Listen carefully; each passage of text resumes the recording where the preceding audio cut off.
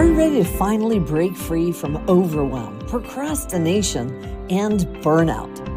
If you're ready to focus on what truly matters and create momentum to reach and exceed your goals in business and in life, then this podcast is for you. Welcome to the Efficiency Advantage, the podcast where clarity meets action and purpose that fuels your progress. So here's world-class productivity expert and your host, Coach Juli.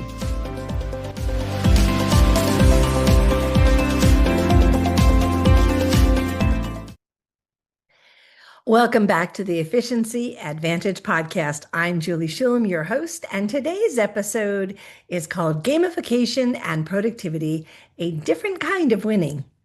Have you ever looked at your task list and thought, none of these things are particularly difficult, so why am I not doing them? Not the big project, I'm not talking about that, nor the report that's due next month. I'm talking about all those little tasks that quietly accumulate on our lists. You know, things like replacing the batteries in the smoke detector, ordering a replacement water filter, changing the light bulb that's been burned out for 2 weeks.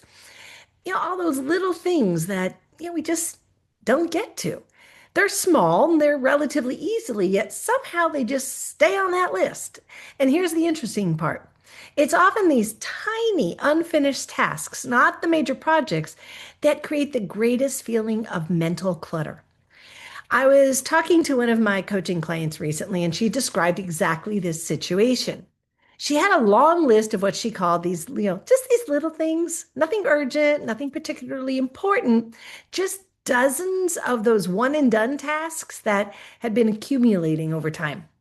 She told me that every time she walks through her house, she sees all these things that she would like to have done, but she just hasn't finished or even started most of them. That statement really struck me because those unfinished tasks aren't just taking up physical space. They're also taking up cognitive space. Every unfinished task asks your brain one more question. When are we going to do this? Multiply that by 30 or 40 little tasks, and suddenly your brain is carrying around dozens of tiny open loops all day long. No wonder we all feel mentally tired by this. There's actually a psychological explanation for this called the Zeigarnik effect, named after psychobiologist, or psychologist, I should say, Bluma Zeigarnik. It refers to our brain's tendency to remember unfinished tasks far better than the completed ones. In other words, your brain doesn't like those open loops. We keep ruminating on the things we haven't done.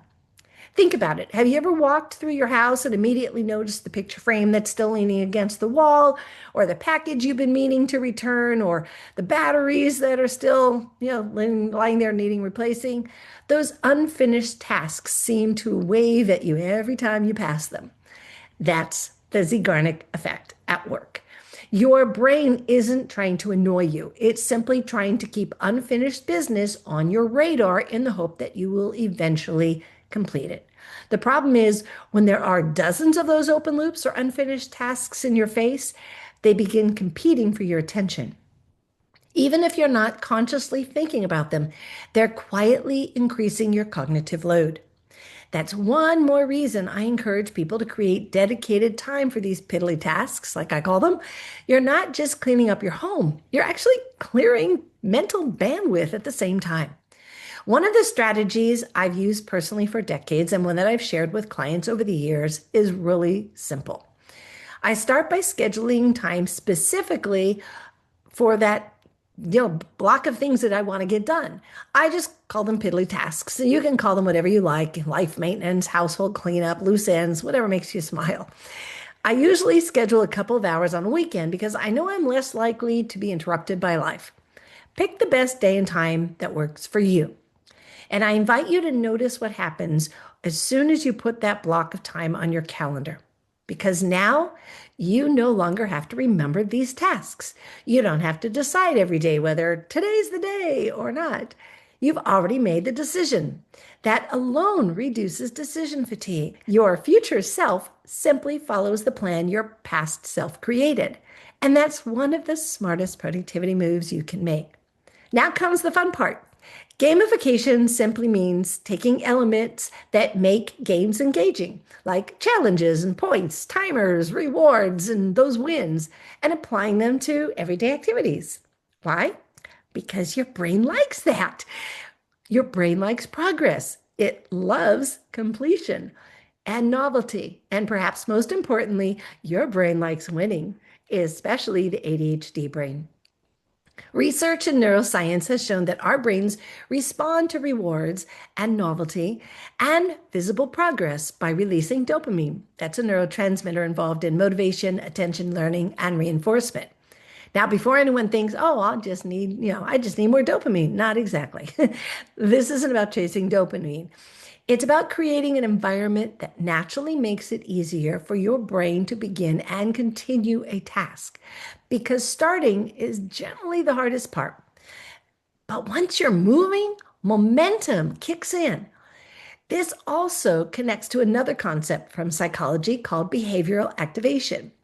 Behavioral activation is based on a simple but incredibly powerful idea, and that is action often comes before motivation, not after it. Most people believe they need to feel motivation before they'll begin. In reality, it's actually the opposite. The process of doing breeds the motivation.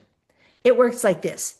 You begin, then you make a little bit of progress, and then you experience this small win. You have success, and then the motivation shows up. That's one reason I so often encourage clients to focus on getting started rather than just trying to finish. Don't worry about completing the entire project. Just begin.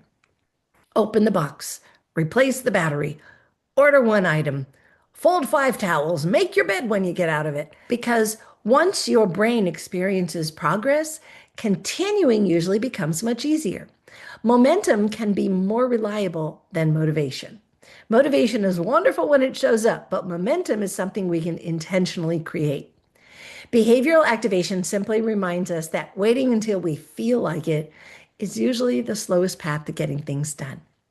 I'm going to give you a whole bunch of really great ideas to kind of help you get through this process.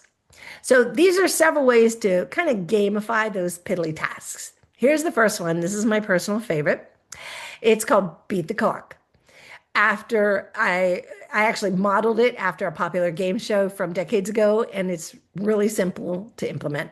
First, set a timer, and then just challenge yourself to finish something in particular before the timer goes off. Notice I didn't say work until you're finished. I said, see how much you can accomplish before the timer goes off. That's a subtle but important difference. Suddenly, the timer becomes the challenge instead of the task.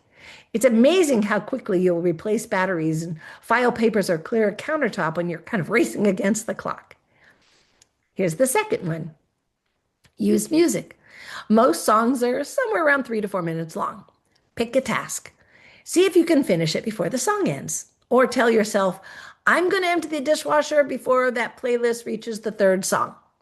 Music actually helps kind of keep us motivated because it creates, it has this rhythm, and rhythm creates movement, and movement creates momentum.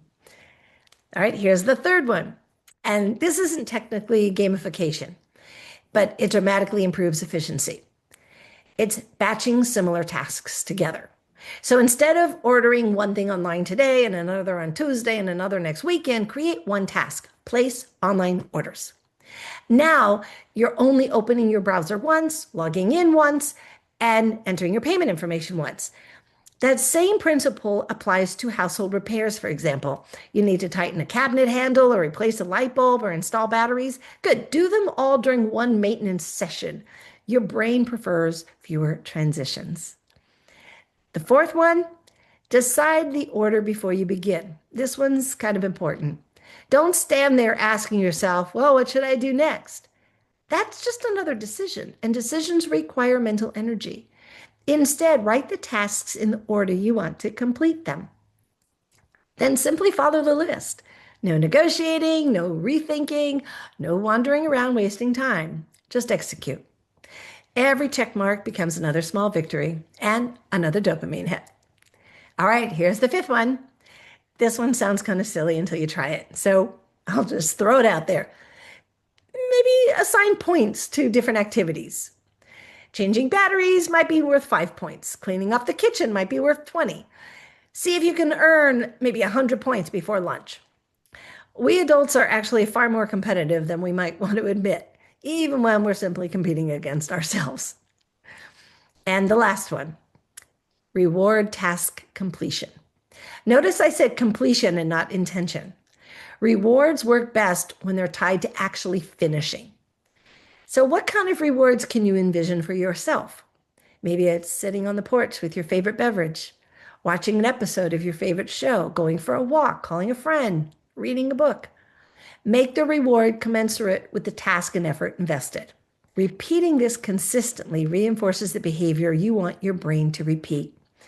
So here is what I want you to remember. Gamification isn't childish. It's actually strategic. You're not tricking yourself. You're designing an environment that makes action easier. That's exactly what good productivity systems do. They reduce friction, they remove unnecessary decisions, and they create momentum. Plus, they make it easier for your future self to succeed. I'd also encourage you to celebrate those wins, even the little ones, especially the little ones. We often reserve celebration for big things, major accomplishments, or finishing a huge project. But your brain doesn't only benefit from big victories. It benefits from frequent victories. Every task completed does two important things. First, it closes one of those loops your brain has been carrying around. Thank you, Zeigarnik effect. And it creates the momentum described by behavioral activation. One small action leads naturally to the next. That's why small wins aren't actually small at all. They change how your brain approaches the next task. Because productivity isn't built from one giant accomplishment. It's piddly from hundreds of small wins repeated over time. So here's your challenge this week. Create one calendar block called little tasks, piddly tasks, or whatever you want to call it. Brain dump every little thing that's been hanging around in your mind. Batch together what you can. Put them in order.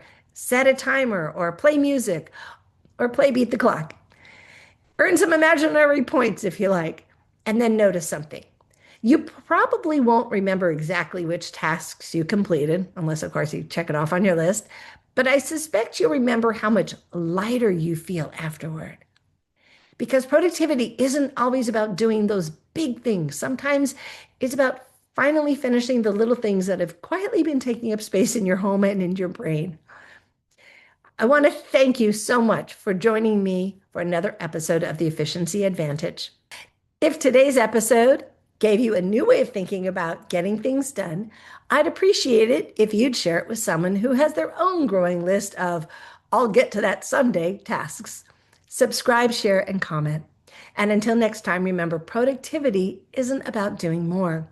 It's about making it easier to do what matters and designing systems that work with your brain instead of constantly fighting against it. Again, thank you and have a productive day. So that's it for today's episode of The Efficiency Advantage. Head on over to Apple Podcasts, iTunes, or wherever you listen and subscribe to the show. One lucky listener every single week that posts a review on Apple Podcasts or iTunes will win a chance in the grand prize drawing to win a private VIP day with Coach Juli herself. Be sure to head on over to theefficiencyadvantage.com and pick up a free copy of Coach Juli's gift and join us on the next episode.